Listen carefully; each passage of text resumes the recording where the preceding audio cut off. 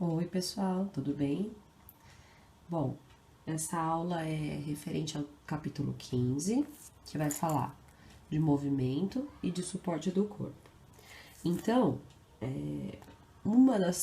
a principal estrutura que vai dar movimento e suporte para o corpo são os músculos e o esqueleto. Então, são essas as estruturas que a gente vai estudar.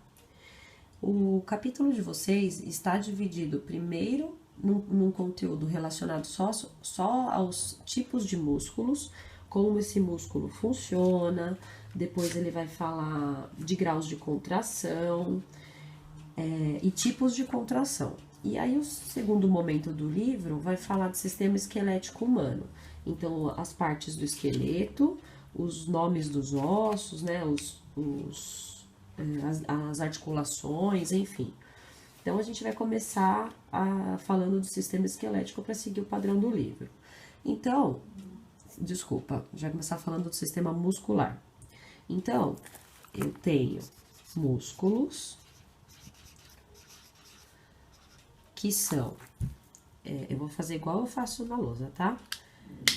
Os músculos são órgãos compostos de tecido muscular. Deixa eu ver, acho que eu vou fazer com essa cor aqui. Compostos de tecido muscular.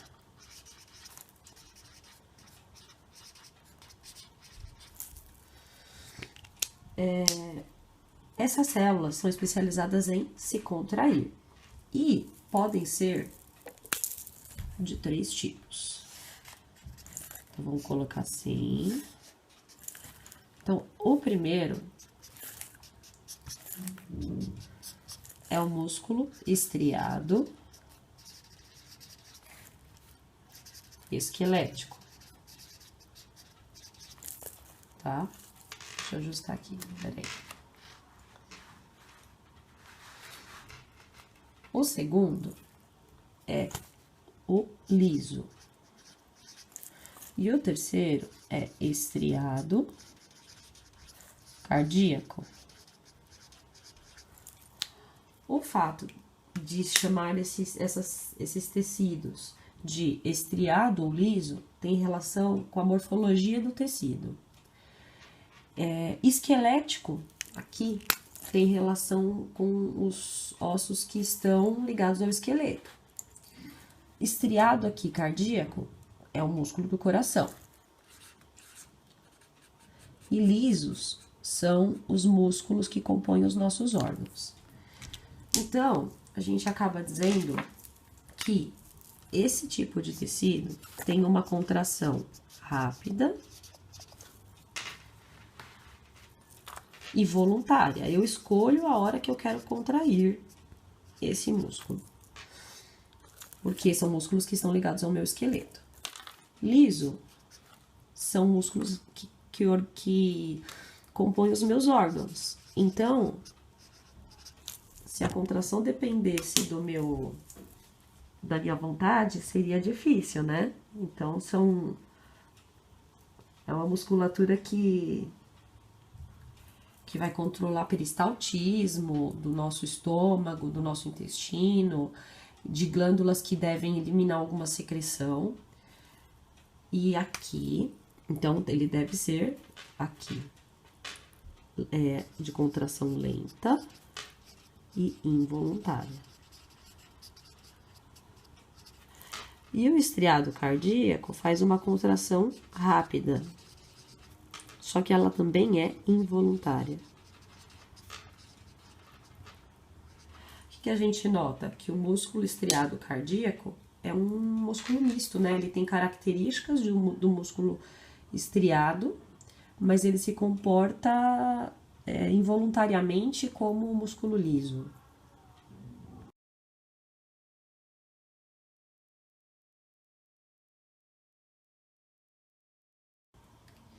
Bom, nós começamos falando de uma organização chamada órgão, que era o músculo em si. Esse músculo é formado de tecidos. Esses tecidos são formados de células. Aí nós comentamos que a célula do músculo é chamada de miócito ou de fibra muscular, que é grande ou pequena, conforme comentamos. e que dentro dela eu tenho filamentos, que são miofibrilas, que ao microscópio eletrônico eu consigo descobrir ou perceber que essas miofibrilas, que são estruturas compridas, são feitas de dois tipos de proteína, actina e miosina. Essas duas proteínas, juntas, unidas, formam a unidade de contração dentro da célula muscular. Então, gente, vamos organizar essas ideias aqui no papel. Então, esses filamentos de miofibrilas, né, que se contraem dentro da célula, são feitas de unidades contráteis. Eu vou colocar no plural, vai. Unidades contráteis, chamadas miômeros ou sarcômeros. Então, miômeros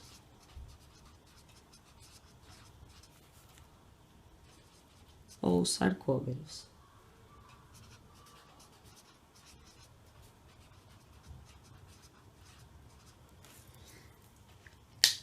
Esses miômeros ou sarcômeros são feitos de actina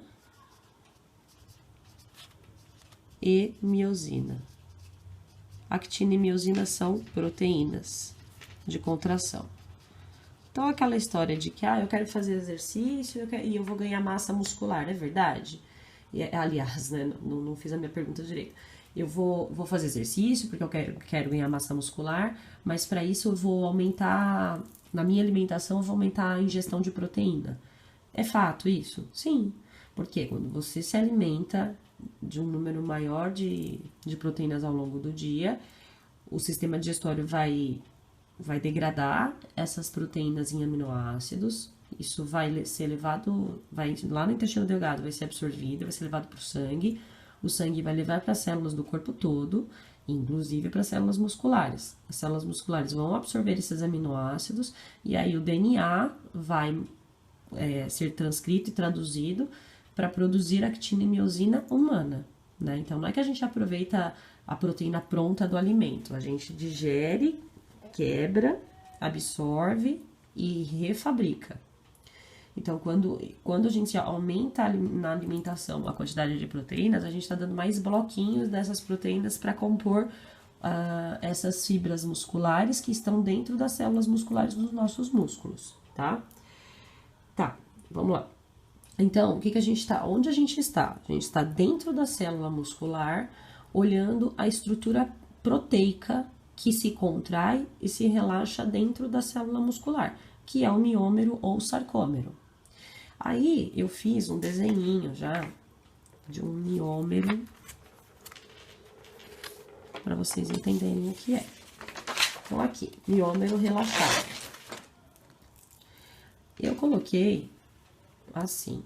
Então, aqui, essa estrutura pretinha delimita a miofibrila, tá?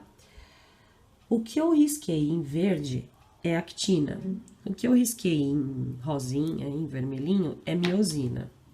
Então, se a gente tivesse aqui, no livro de vocês, na verdade, né, eles dão nomes para as partes desse miômero. Então, eles falam assim, que porque assim, por que a célula vai ter padrão de estria? Porque essas estruturas, elas vão se repetir ao longo da célula. Então, quando a gente observa a célula um pouco mais de longe no microscópio eletrônico, a gente vê marquinhas, né, que vão se repetindo, estrias que vão se repetindo. Aí, eles começam a dar nomes para os pedaços, né, para os trechos dessa estrutura molecular. Então, o que delimita o miômero? Uma região Z de uma outra região Z. Além disso, existe uma faixa que eles chamam de banda I, que é uma banda que só tem actina. Tenta deduzir aí aonde seria a banda I. Depois, eu já vou desenhar, tá? Depois eles falam que tem uma banda que só tem a região H, que seria uma região do meu esquema aqui do miômero, que só tem miosina. E aí a banda A é a região que eles consideram que tem os dois, tem a actina e tem a miosina. Então, para quem conseguiu deduzir aí, essa faixa verde, deixa eu só colocar, mudar a cor. Aqui, ó, daqui até aqui, eles chamam de faixa banda I. Então, daqui a aqui, banda I. Aí, a banda H só tem miosina. Então, a gente teria que considerar que seria só esse meio aqui, tá? Depois vocês vão entender o porquê que... Ah, eu peguei a caneta errada. Depois vocês vão entender o porquê que tem que delimitar, para depois fazer sentido explicar como é que contrai. Aí, a banda H é com esse miolinho aqui. Nossa, ela manchou de preto, ela tá mais escura. Então, isso daqui é a banda H. E aí, a banda A, eu considero... A banda A, na verdade, a H tá dentro dela, né? Então, tudo isso aqui seria a banda A. Tá? Como que eu explicaria, então, o que é o miômero contraído? Dá uma olhada, vê se vocês conseguem deduzir. Qual foi a faixa que mais diminuiu? Dá para perceber? No resumo da história, eu posso dizer que o meu miômero, quando o miômero contrai, as linhas Z vão ficar mais próximas, né? Então, a linha Z, dessa ponta aqui e dessa ponta aqui, elas se aproximaram. Mas tem uma faixa que fica muito evidente que se contrai, que diminui de tamanho, que é a banda H. A banda H fica bem pequenininha. Olha como ela reduziu. Ela diminuiu, né? E aí, como que isso acontece? Então, esse é o ponto principal. Para que o miômero se contraia, a actina desliza sobre a miosina.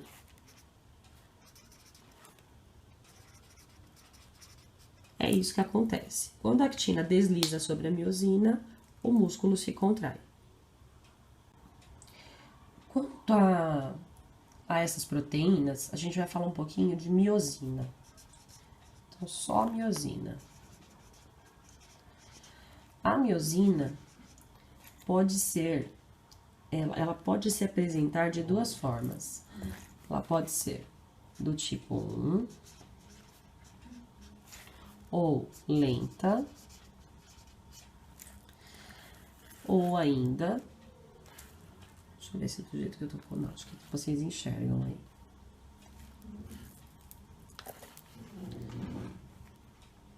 Ou do tipo 2, que seria a rápida.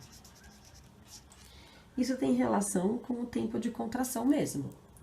Então, a do tipo 1, ela vai se contrair 10 vezes mais devagar do que a do tipo 2.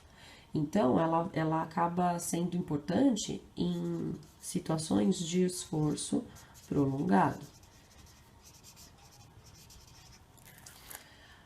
A miosina do tipo 2, como ela é muito mais rápida, então vou colocar aqui 10 vezes mais rápida, ela é uma proteína que ajuda em esforço intenso e curto. Então, tem que ser muito forte, muito rápido. Vocês conseguem pensar em algum exemplo de que o esforço... Eu não coloquei isso aqui, esse cedilha, né? Um esforço que demora mais tempo para acontecer, aliás, que não é tão intenso, mas ele é contínuo. Um exemplo é o ciclismo. O outro exemplo são aquelas corridas, igual a corrida de São Silvestre, que as pessoas ficam correndo um tempão. Então, pessoas que têm mais dessa miosina conseguem fazer isso aqui muito bem. Já a miosina do tipo 2, como ela tem uma contração rápida, ela vai fazer isso, assim, em poucos segundos. E ela vai fazer com que a contração seja intensa. Só que é um processo rápido, que vai terminar logo, né? Então, ela acaba sendo útil para pessoas que querem fazer levantamento de peso.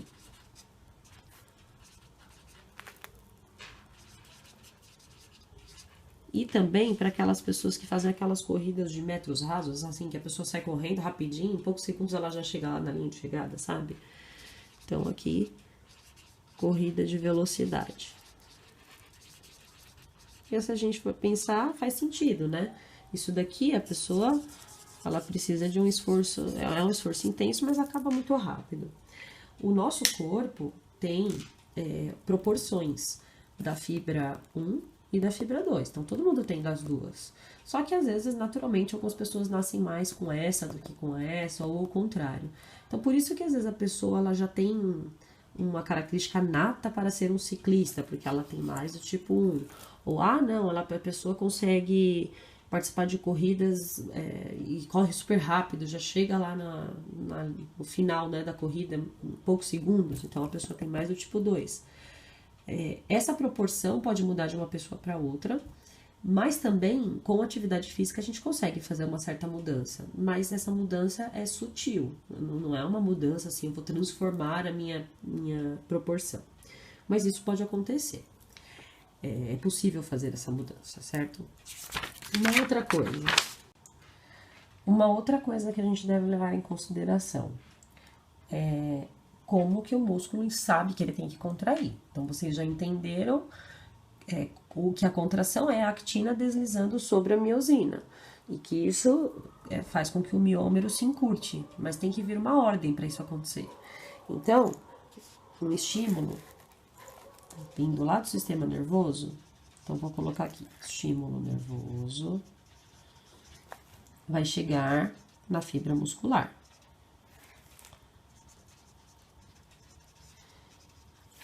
Esse estímulo vai fazer com que cálcio seja liberado dentro da célula. Esse cálcio estava dentro do retículo endoplasmático liso. Quando esse cálcio é liberado, a ATP começa a oferecer energia para a miosina. Lembra que a ATP é uma molécula que dá energia? Então, só assim para ter condição do músculo se contrair, né? Tive que ajustar lá. Então, só faltou colocar aqui que tudo isso leva à contração. Ficou de novo fora, né?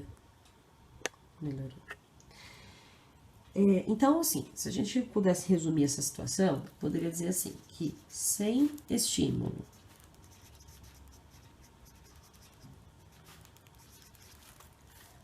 sem cálcio e sem ATP, o músculo está relaxado. Em compensação, se eu tenho estímulo chegando, cálcio sendo liberado dentro da célula por causa disso, o ATP quimicamente sendo avisado por esse cálcio e a miosina gastando energia para se ligar à actina e a actina deslizar, o músculo vai contrair, tá? Olha aqui, eu tô pensando agora no fornecimento de energia para contração muscular. Então, a gente viu que o ATP, quando é estimulado pelo cálcio, oferece energia para a miosina, né? Então, o que é o ATP? Uma molécula altamente energética produzida na respiração celular aeróbica quando glicose é quebrada na mitocôndria. Pode também ser produzida pela fermentação láctica, numa quantidade muito menor, mas pode acontecer. Então, o reservatório de energia da célula é o ATP. Só que o ATP, ele é consumido muito rápido em relação à quantidade de energia que o músculo precisa. Então, o corpo também tem um outro reservatório chamado fosfocreatina. Esse fosfocreatina, ele consegue guardar energia melhor. Ele é muito mais energético do que o ATP. Só que ele não pode oferecer energia diretamente para a fibra muscular. Então, a coisa acontece mais ou menos assim. Eu tenho o ATP, que foi produzido na respiração celular aeróbica, aí ele vai ser quebrado. Quando ele é quebrado, ele libera um fosfato. E aí ele volta a ser ADP. E o fosfato que saiu, eu vou trocar a caneta, vem esse fosfatinho livre aqui, ó. Vou colocar só como P, tá? Pra simplificar. Ele vem e se liga na creatina. Então, ele fica ligadinho aqui. Isso aqui é o fosfato de creatina ou fosfocreatina. Isso daqui que é muito energético. Então, quando a fosfocreatina está formadinha, ela tá guardando muita energia. Altamente energético. Aí, vamos supor que veio o estímulo nervoso e que o músculo precisa contrair. Já que veio o estímulo nervoso, então, ó, o estímulo veio daqui, né? Estímulo nervoso.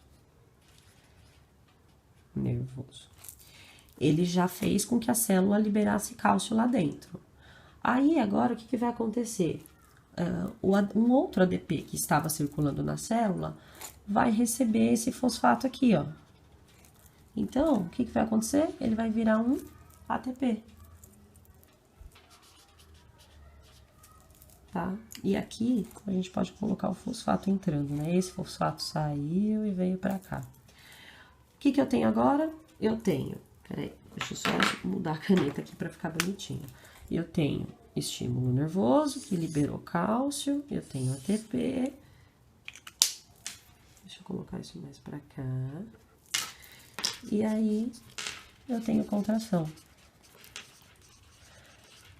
Então, agora já deu pra perceber que a contração, ela é um processo que envolve o ATP, né? Mas quando a gente ouve falar, a pessoa vai pra academia e consome muita creatina. Onde que entra a creatina nessa história? Entra nessa questão, ela vai sequestrando fosfato dos ATPs, ela consegue carregar mais energia. Quando ela libera, o mesmo processo vai acontecer, né? Só que isso aqui faz com que o músculo seja mais eficiente, receba mais energia. Agora pensando não mais na contração do músculo, mas pensando nas ações dos músculos do corpo. Então, por exemplo, eu vou dar o exemplo igualzinho do livro de vocês, porque aí depois, se vocês quiserem, vocês olham as imagens, na página 517. Então, vamos pensar nos músculos do braço, vamos pensar aqui no tríceps, que é o músculo do chow, e o bíceps, que é o nosso muque. Então, para que o nosso braço dobre ou fique esticado, esses dois músculos vão fazer isso daqui, ó, antagonismo muscular. O que vai acontecer? Bom, primeiro, eles prendem, esses músculos, para que eles consigam encurtar, por causa da contração e relaxar, eles devem estar presos nos ossos, né? O que prende o nosso músculo ao osso são os tendões. Então, aqui seriam ossos ligados aos músculos. Esse tendão, ele é composto de tecido conjuntivo.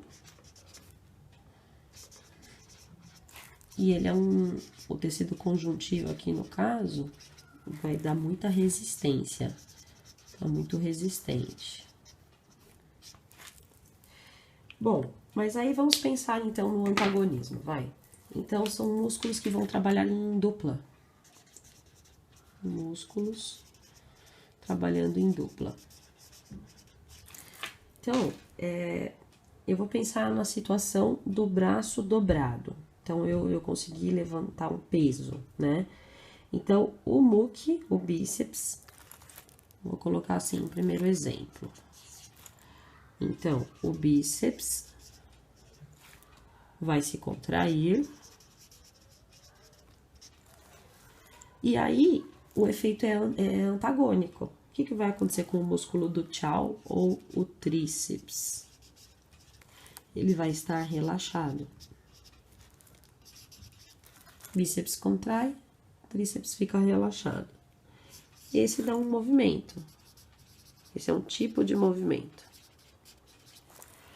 Aí, e se o braço vai ficar esticado? Para o braço ficar esticado, agora o bíceps fica relaxado e o tríceps fica contraído. O bíceps que contrai. Esse é um outro tipo de movimento.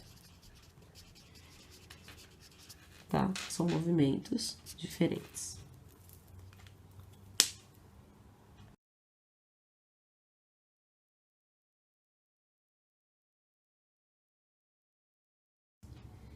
Bom, agora vamos pensar um pouquinho na questão do grau de contração de um músculo. Então, a gente viu... Deixa eu colocar aqui o título, né? Um subtítulo, grau de contração.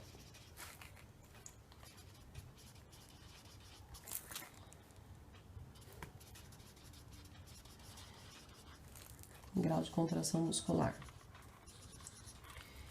Eu já sei que vai vir um estímulo do sistema nervoso. Aliás, né, esse estímulo do sistema nervoso, ele vem pelo axônio do neurônio. E aí, quando ele encontra o músculo, essa região onde vai passar a informação, a gente já pode até relembrar conteúdo do ano passado, esse evento se chama sinapse. Então, tá saindo o estímulo de uma célula indo para outra, né? E como é de um neurônio para um músculo, é uma sinapse neuromuscular. Aí, isso aqui tem que ativar quem? Miócito, que é a célula muscular, né? Então, eu estou fazendo, presta atenção nisso, porque depois, lá mais pra frente, vocês não vão entender. Eu estou fazendo uma observação quanto à célula. Então, é uma célula. A ideia é que esse miócito receba uma informação e que ele gere uma resposta. Se a informação veio de uma maneira eficiente, ele vai contrair. Então, ele contrai. Mas se o estímulo não foi o suficiente, ele vai continuar relaxado. Então, a gente chama isso aqui de lei do tudo ou nada. Ou vem estímulo suficiente para contrair, ou não contrai. Ou uma coisa ou outra, lei do tudo ou nada. Só que assim, agora então eu sei que isso está acontecendo com cada célula. Mas, quando a gente põe peso, por exemplo, eu vou fazer uma contração muscular no meu bíceps, né, no músculo do muque. Eu posso fazer uma contração e deixar o meu músculo um pouquinho mais rígido, mas não muito, e eu posso deixar ele bem duro, bem rígido. Então, quando a gente faz isso, a gente já não está pensando mais em um miócito, a gente está pensando no músculo inteiro, no órgão inteiro. Então, se eu penso no músculo todinho, então agora eu vou considerar o músculo como órgão aqui, não como célula, tá? Eu posso dizer que o músculo, deixa eu subir um pouco. O músculo tem graus de contração. Por quê? Algumas reagiram com tudo e outras reagiram com nada. É isso aqui que vai determinar o grau de contração. Então, ele vai ter um grau de contração.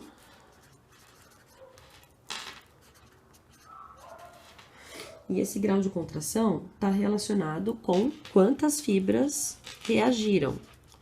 Quantas fibras foram estimuladas de fato.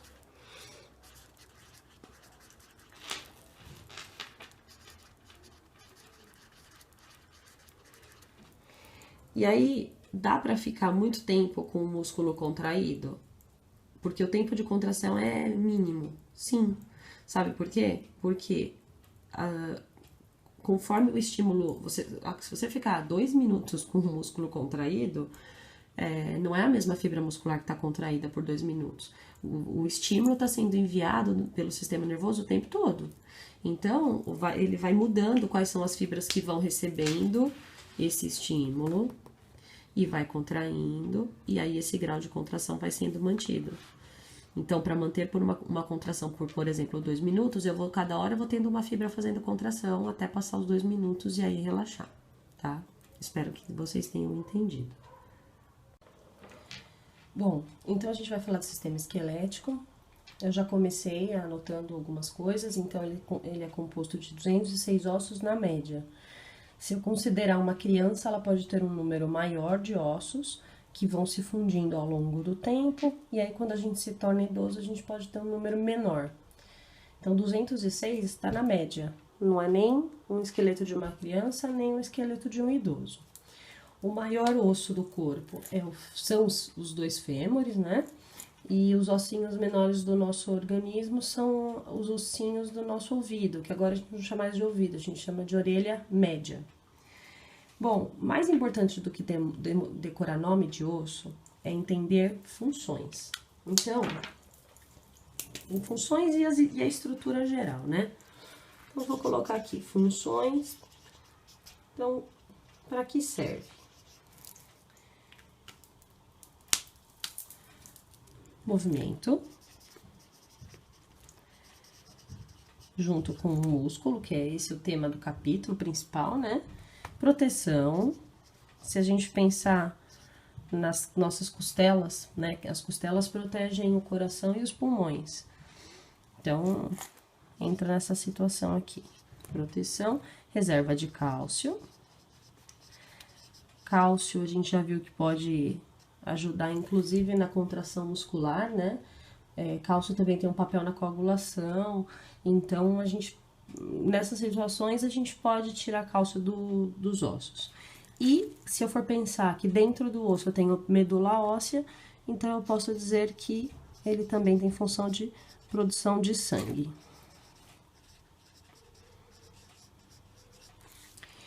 A gente não pode esquecer que esse esqueleto, ele não vai estar sozinho, ele vai estar associado a outras estruturas, que são, então, vou colocar assim, associado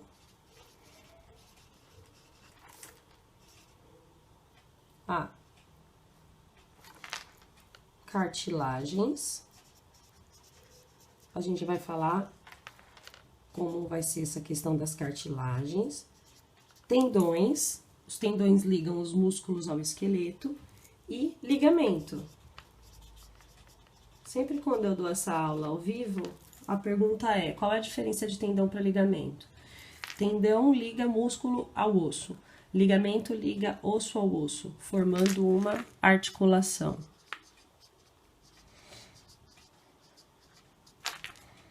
Vamos colocar articulações.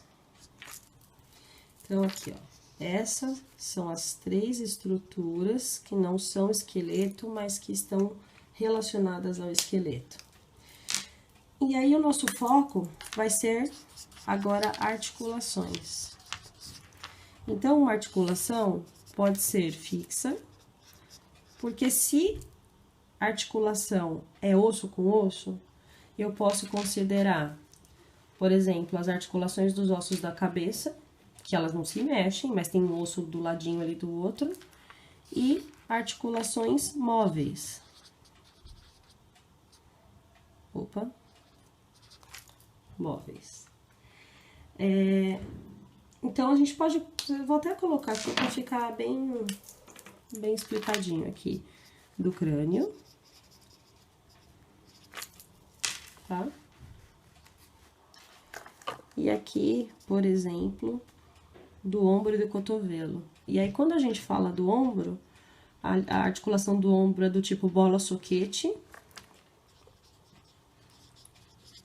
E a do cotovelo é do tipo dobradiça. Então, quem vai estudar fisiologia mais a fundo, que for estudar esqueleto, ou seja, o pessoal que vai estudar fisioterapia, por exemplo, é um pessoal que vai acabar aprendendo melhor essas questões aqui. Então, ombro, cotovelo e outras, né? Bom, essa é uma introduçãozinha básica do sistema esquelético. Aí, a gente pode agora... Deixa eu mudar aqui. da gente começar a pensar nas partes do esqueleto. Então,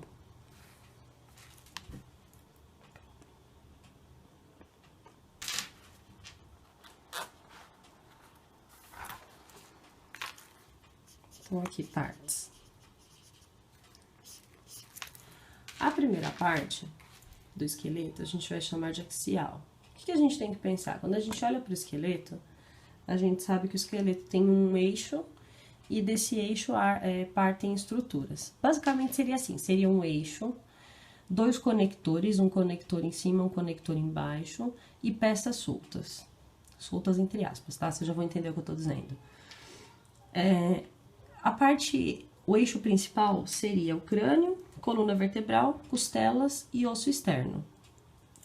Os conectores seriam a cintura de cima, que a gente chama de cintura escapular, seria onde quando a gente põe a mão nos ombros, sabe? Aqui seria a cintura escapular.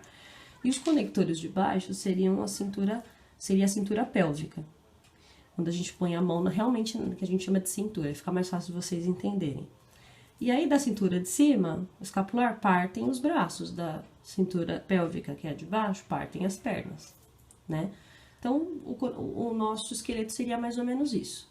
A gente chama o primeiro de axial.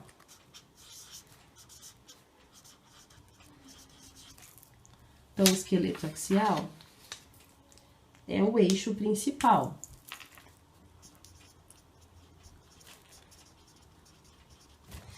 Que é composto de muitos ossos. Então, a gente tem o crânio, só no crânio a gente tem 29 ossos. O principal osso que se movimenta no crânio é a mandíbula. O resto são são ossos uns unidos aos outros. Inclusive, tem alguns ossos que vocês só vão descobrir um dia que existem se vocês olharem um crânio por baixo. Pela posição aqui onde fica a nossa boca, tá? Coluna vertebral. E aí, a coluna vertebral é composta de 33 ossos. Só que aí, a gente vai fazendo divisões. A gente tem vértebras cervicais, são 7, que são as vértebras do pescoço. Depois, torácicas, que são as das costas. Torácicas. Depois, lombar. Sacrais. E do cóccix. Aqui seriam 7, aqui... Eu nem vi que não tava gravando isso, ai, desculpa. Agora vai, né? Aqui são 7, aqui são 12, aqui são 5, 5 e 4. Vocês não precisam decorar os números, tá? O principal, saber que isso aqui é do pescoço, aqui é do tórax, bem aqui na região do peito, só que a parte das costas, né? Lombar, mais a parte de baixo aqui das costas. Sacro, osso sacro é o osso aqui que já vai ficar perto da bacia.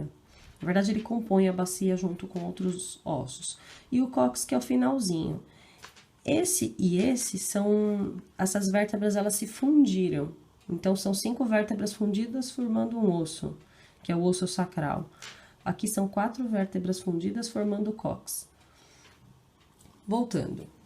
Então, crânio, coluna vertebral, com todas essas porções. Quando uma pessoa sofre um acidente, que vai fazer um raio-x, se acontece de aparecer alguma lesão, eles vão colocar assim, não seria uma quebra, né?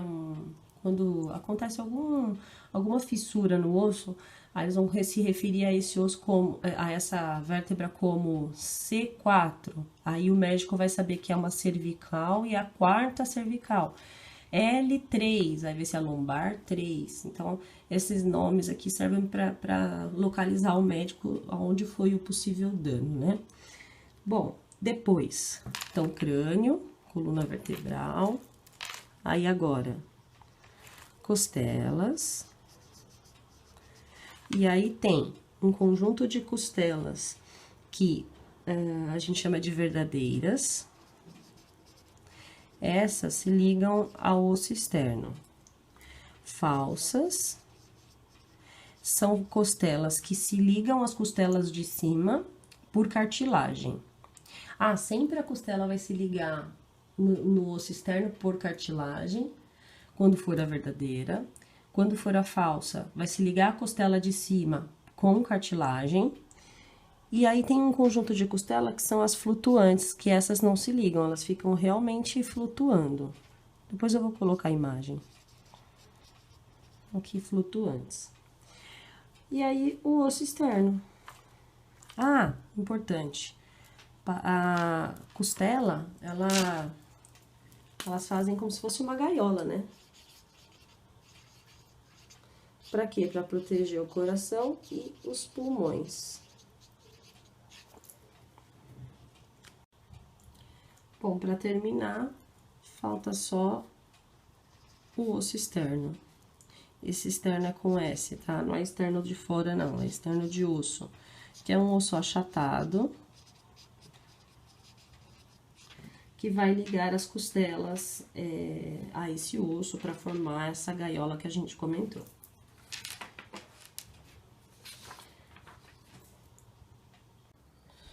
Bom, já que falamos do esqueleto axial, agora a gente vai falar do esqueleto apendicular.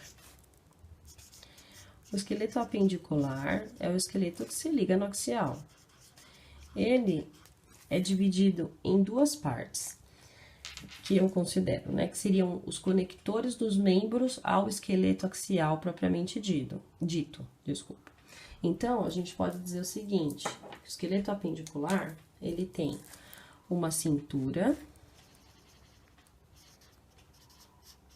chamada escapular, que é a cintura de cima, é onde quando a gente pega nos ombros aqui, a gente pega na cintura escapular.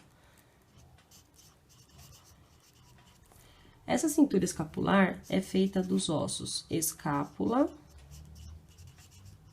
e clavícula. Escápula é um osso que fica aqui na parte de trás das costas, é um osso achatado e grande, depois vocês vão ver fotos, tá? E a clavícula é a saboneteira.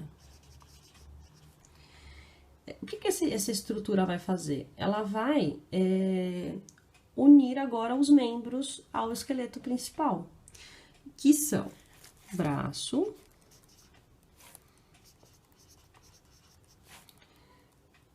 que é feito do húmero, osso húmero, é um osso comprido que fica junto com o nosso muque na parte muscular, tá? Depois, o antebraço, que é essa parte aqui que eu tô escrevendo aqui. Não a mão, tá? Antebraço, que é composto dos ossinhos rádio e ulna. E a mão, tá? Que é feita também de mais alguns ossinhos, carpais, metacarpais. Depois eu vou mostrar a foto, metacarpais e falanges. Primeiro a gente faz uma introdução, depois a gente mostra a foto. Então, essa é a nossa cintura de cima, feita desses dois ossinhos, aí que vai conectar primeiro esse osso aqui, né, formando o braço, onde fica o muque, depois o antebraço, que é essa parte aqui, e a mão. E a mão é dividida nesses ossinhos aqui até chegar na ponta do dedo. Aí,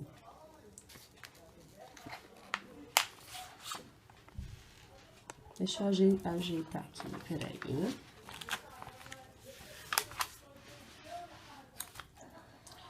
Vamos pensar agora na outra cintura. Então, a cintura de baixo, que é a cintura que a gente mais conhece, é a cintura pélvica.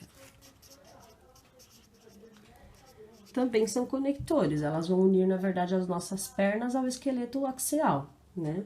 Então, os ossinhos da cintura são íleo, isquio e pubis. Pubis é o ossinho, lá no laboratório, quando vocês olham o esqueleto, tem bem lá no meio, lá entre as pernas. Quando é uma mulher, esse pubis não é fundido, porque tem que abrir para o bebê sair. Quando é um homem, esse esqueleto aqui esse ossinho do esqueleto é fundido. Então, aquele esqueleto lá do laboratório é um homem, tá? Representa um homem, né? Bom, essas três estruturas formam a nossa cintura pélvica, que vai proteger alguns órgãos nossos. Então, protege a nossa bexiga urinária, uma parte do nosso intestino grosso. Nas mulheres protege o útero também. Então, não é só uma função de conector, né? Ele acaba tendo uma função de proteção também. Qual vai ser o osso que vai se ligar na cintura? Bom, é essa aqui, esse é o osso que vai ligar o fêmur, que vai, no caso, a parte do corpo é a coxa, né? Aí vai ligar o fêmur. Aí, embaixo, tem a parte da perna inferior. Eu tenho a tíbia e a fíbula.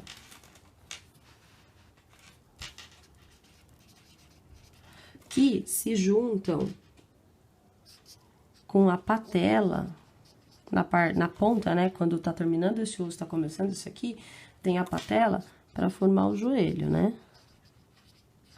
Aí a outra ponta dela vai se juntar com o pé. Outra ponta desses dois ossos. E aí aqui só falta o pé, que é feito dos ossos tarso, metatarso, ou tarsais, metatarsais, como eu tinha, para usar a mesma nomenclatura, né? E as falanges do pé, até chegar na ponta do dedinho. Tudo bem? Espero que vocês tenham entendido. Agora eu vou mostrar algumas imagens. Olha aqui, agora vamos ver só as imagens, tá? Então, o esqueleto inteiro. Aqui ele já tá entregando, né? Aqui, o que tá em amarelinho é o esqueleto axial. E tudo que tá em cinza é o esqueleto apendicular. Então, aqui eu tenho a cintura escapular e aqui eu tenho a cintura pélvica. As próximas imagens vão separar. Então, isso aqui é só para dar uma geral nos nossos 206 ossos. Aí, aqui, essa imagem tá meio feia, mas assim, só pra ficar bem evidente, tá? Em vermelho, esqueleto axial, em amarelo, esqueleto apendicular, com as suas cinturas e os membros. Aí, pensando só no esqueleto axial, deixa eu subir um pouquinho. Então, o crânio, conforme a gente comentou, as costelas, aqui, tá vendo em azul aqui? Isso aqui seriam as cartilagens que estão unindo as costelas, aqui ó, enquanto eu tenho todas as costelas se ligando diretamente a esse osso achatado, que é o osso externo, aqui, cartilagem, costela, essas são as costelas verdadeiras. Essas daqui são as costelas falsas, porque elas estão todas... Elas terminam aqui, mas elas se unem umas às outras por cartilagem, né? E aqui embaixo eu tenho uma costelinha, ó, que tá vindo solta. Ela é flutuante, ela não tá se ligando a nenhuma cartilagem, tá? Então, aqui a gente já viu crânio, costela, os 3 tipos de costela, o osso externo e aqui por trás a coluna vertebral, com vértebras torácicas, aliás, cervical, que é do pescoço, torácica aqui atrás, lombar, osso sacro e aqui embaixo o cóccix. A gente viu que tanto essas do osso sacro são vértebras fundidas, quanto do cóccix também são vértebras fundidas. Agora vamos olhar a cintura pélvica. Então, osso íleo, que é o osso que se liga ao fêmur. Isquio, que tem esse buraquinho aqui. E pubis, que é esse finalzinho aqui, tá? Então, essa é a cintura pélvica, que liga o fêmur, que é o osso da coxa, aos 2 ossos aqui de baixo, tíbia e fíbula. A tíbia e a fíbula, a cabeça delas se unem ao fêmur com a ajuda da patela para formar o joelho, e aí a outra ponta, a parte posterior, tem os ossinhos do pé, né? Tem até um osso do calcanhar, que acho que é calcâneo, que se chama. Depois vem os ossinhos do tarso, aí metatarso e as 3 falanges. E é isso. Se vocês tiverem dúvida, perguntas no Moodle, ou por e-mail, ou ao vivo. Um beijo!